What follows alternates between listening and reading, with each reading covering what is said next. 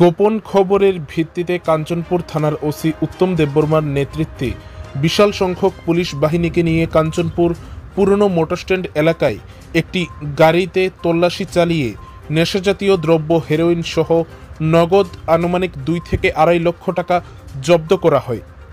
4 মে শনিবার দুপুর আনুমানিক 3টে নাগাদ উত্তর ত্রিপুরা জেলার কাঞ্চনপুর এলাকায় গোপন সংবাদের ভিত্তিতে কাঞ্চনপুর থানার অফিসার ইনচার্জ উত্তম দেববর্মার নেতৃত্বে বিশাল সংখ্যক পুলিশ বাহিনীকে নিয়ে কাঞ্চনপুর পুরনো মোটরস্ট্যান্ড সংলগ্ন এলাকায় একটি গাড়ির মধ্যে তল্লাশি চালানো হয়।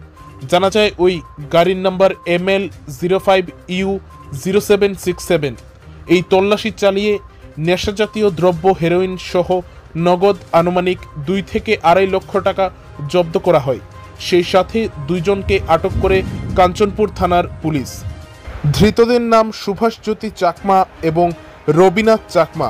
বর্তমানে তারা কাঞ্চনপুর থানার পুলিশের হেফাজতে রয়েছে।